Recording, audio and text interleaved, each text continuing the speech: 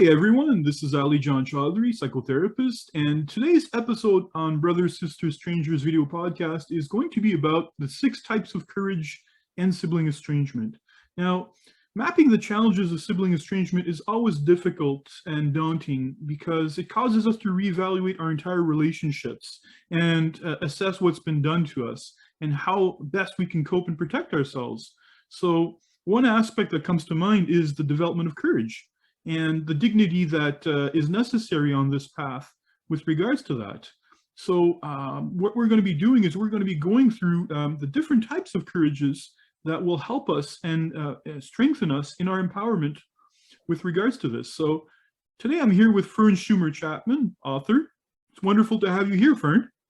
Great to be here. When you were talking, I was thinking about how much the lion in The Wizard of Oz would benefit from this particular episode if he could only find courage. I think this is an especially difficult challenge, and the reason is that brothers are and sisters are our first playmates, and they instill in one another the necessary social qualities like tolerance and generosity and loyalty. And those early lessons from your sibling play out as adults. And I actually just read this book that was so interesting about something called sibling transference. And what it means is that these relationships are so defining in childhood that we actually transfer those emotional experiences to our adult experiences.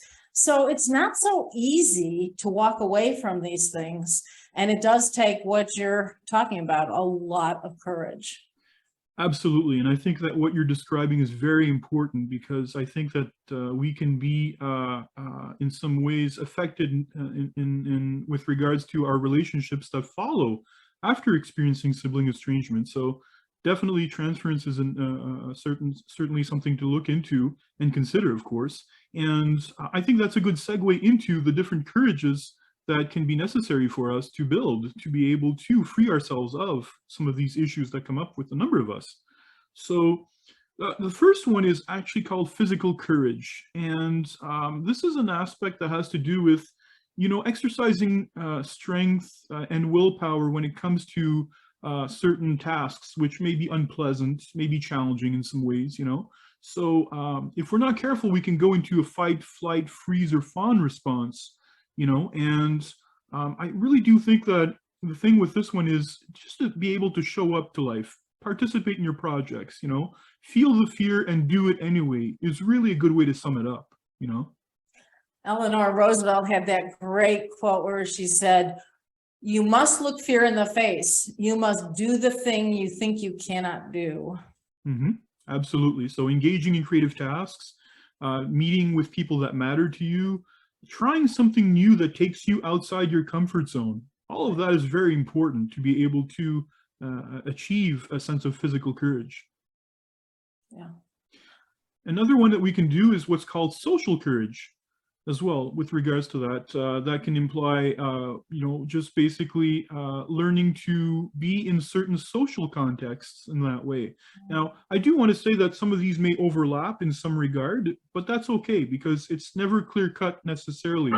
So, working on your sense of self-image after it's been crushed due to sibling estrangement, for example, can be something that can be practiced and worked on, especially when you're in a social setting, because it's really important that you get the sense that you can still be the best expression of you.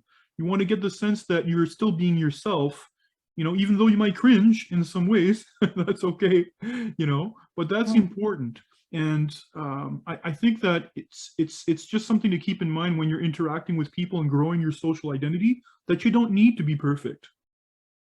Well, it's an interesting point because when you are estranged from a sibling, whether you've made that choice or they've made that choice, there's an isolating quality to it. And there's a tendency to put up a big wall so that you don't get rejected and hurt again. And so the only way to address that is to actually find surrogate family, to go out into social circles and improve that sense of belonging and of feeling confident that you are a part of a group. Absolutely. I like that. The idea of looking and searching for belonging, and also expressing yourself freely within that group as well, dressing the way you want, even in some ways giving yourself some goals when it comes to going into such groups. For example, identifying people you admire and acting like them in social situations. So doing And finding people who cherish you for you. Yes. Which is exactly what you didn't get in your sibling relationship. That's absolutely right. So that's very, very important. So all of that is very, very key, especially when it comes to social courage. Now, another type of courage is what's called moral courage. And moral courage is the idea of being very conscious of your convictions, and knowing that you may sometimes have to experience a sense of discomfort because you're going to be going against the majority. So speaking up, even if it expresses, displeasure with regards to certain aspects, diversion of opinion, or even getting the sense that, oh, I'm going to be looked down upon by my sibling, it's fine, because what you're doing is you're actually prioritizing your feelings, with regards to that element, especially, so you're not really bending so much to peer pressure, but really finding your voice and perhaps standing up for what's important to you. Right. It's about having your own agency and your own self-care. Yeah, absolutely. So in some ways, it could be about refusing to listen or participate in disparaging talk about another person. For example, if you hear gossip, or there's triangulation going on in some ways, and in some cases, it could be the idea of holding back, learning to hold back, because if you find you're losing control, the sense of moral courage can involve sometimes having to tolerate some people that have disagreeable personalities for a limited time. So that can sometimes be something to look at, especially if your relationship is not too toxic, right? So that's moral courage. And something else, also another type of courage, is what's called emotional courage. Now, it can be difficult and even destabilizing to feel certain emotions due to their negative nature, but it's important nonetheless to experience them and have the sense of understanding what they're trying to tell you.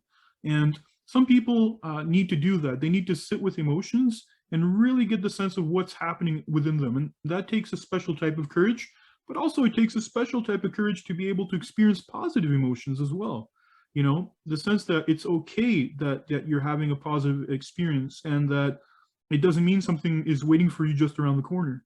So letting yourself feel that fully, instead of worrying about the future, what's coming up. And when it comes to those negative emotions, I think people have this fundamental fear that they're going to feel them forever. In other words, if you let yourself go that low, you will always feel that low. But the reality is that it's finite. And once you allow yourself to feel it, it's actually releasing. Yeah, absolutely. So there's some elements that come with that, with what you're describing, that can resemble mindfulness, especially when you learn to sit with the feeling, that you can just be with it and let it transition within you in that way. So that's helpful. So another way of experiencing emotional courage is to actually, highlight the positive, expressing gratitude for what we have, choosing not to succumb to a poor me attitude. I think that that's really important, because we can be in danger of falling into that. And if we really want to get courageous with this element, is one way to do it is actually to ask other people that you trust for constructive criticism about you. So that can be very interesting. Don't ask the people you don't trust, but do ask the people that are kind and will be able to give you feedback about yourself. That'll be an interesting way to work with that, especially. And I think the point you're making is how important it is to select carefully those you surround yourself with. Absolutely. So, for example, if you're surrounding yourself with people who are very negative and critical, you're going to feel pretty lousy. But if you find positive people who help you to see things through a lens of gratitude, you will feel very differently. I agree. I think that that's really, really important with regards to that. So another type of courage is what's called intellectual courage. Now, this is an interesting one because my late supervisor actually said a very important statement to me, and it was that it's important for people to deconstruct in order to better rebuild themselves. And that always stayed with me because that's exactly the type of work that's involved in having to basically better ourselves. So this type of courage requires us to unlearn certain things that we've been taught to believe by our siblings, and it can be to confront particular ideas to see whether they're true or not, or were perhaps used as a way to control us, to make us feel down, you know, or talk down to us. And that's really what's important, is to be able to build that ability to be unbiased with regards to ourselves and how we see ourselves, and to build strength and resiliency from that. Right, it's necessary to reflect. Yeah. And actually, in some ways, as a writer, I find that I'm often looking at my own life the way I might analyze a character in a book. Yeah. Where I try to understand my own impulses and a character's impulses and why we behave the way we do. Absolutely. So I think that that's really, really important with regards to that. So, so ways in which we can continue to do that is to, of course, perhaps read unconventional authors in some ways that might have challenging ideas. Dare to accept that certain values we hold dear may have changed as well. It's okay that we've changed as people. We're expected to change, right? So that's really what's important in that way, to be able to do that and to explore different perspectives as well, you know, rather than going with our regular default thoughts on certain things, you know. Now, another type of courage is actually called spiritual courage. Now, this is the last one we're going to be doing today, but I think that this is an important one because it has to do with orienting ourselves towards a sense of purpose and meaning, you know, and really allowing ourselves to kind of define ourselves differently than what our sibling estrangement causes us to feel, right?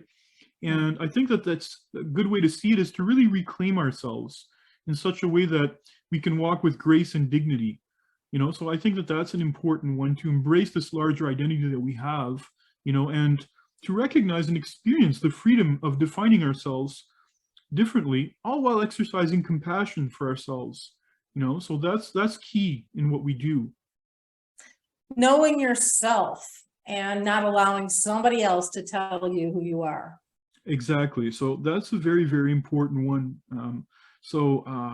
And a good way to do that on a practical way is to basically assess what you want to let die inside of you and what you want to have carry on within you in that way, you know. So really assessing that every now and then, looking in and saying, you know, I don't like that about myself. Maybe I'll work on letting that go and such, you know. And that's really something that's really important. And learning to practice this art of letting go is also helpful, because if you trust what life brings you, you know, then you're going to be looking at the bright side of things, which is very important, you know, to be able to recognize life as a gift, you know. So if people can do that, they can experience more of a positivity in that way, and that can actually make their lives better. And even having rituals of meaning, you know, and making room for these rituals, you know, whatever type of ritual you want to give yourself, you know, that gives you a sense of meaning, is also very healthy to do. When you were talking, I was thinking about how we're all self-gardeners, where we have to prune parts of ourselves that no longer work for us. Yes. Yes. So we're just out of time here, Fern. Actually, I'm looking at the time. So, you know, I think that this is going to be a good stopping point for us today with regards to this. I think that these types of courages are certainly things that we can manifest in our lives much more. And, you know, it's good to kind of see if some of them are more absent or if some of them are a work in progress, you know, and if you need to work on them, then that's good if you're recognizing that you do. And if you're not sure how to do that, you know, talking with a therapist that knows about sibling estrangement can be a good way to really highlight how these various types of courage can be made more manifest in one's life, you know. So so basically we're almost out of time. I just want to talk about a couple of things. Basically, your Psychology Today articles are very important, I think, with regards to highlighting sibling estrangement in the mainstream. You've been touching upon a lot of great things, and that's really, really important. So I do encourage our viewers to take a look at that. And of course, I do encourage our viewers also to look at my website, siblingestrangement.com. There There is more information about the 6 types of courages that we've talked about today. And of course, there's other themes on sibling estrangement as well that are very useful. So, of course, there's your book, Brothers, Sisters, Strangers, Sibling Estrangement and the Road to Reconciliation, which is also a wonderful read. It brings it much more to life as well in terms of what sibling estrangement can be and how it can be experienced. So I do encourage our viewers to take a look at that. So I just want to say, yes, and writing that book took courage. that's a good ending point. Thank you so much for doing this, Fern. I really appreciate it. And we'll connect again soon for our next video. Always great to talk. Thanks, Holly John. Wonderful. You take care. Bye. Thanks.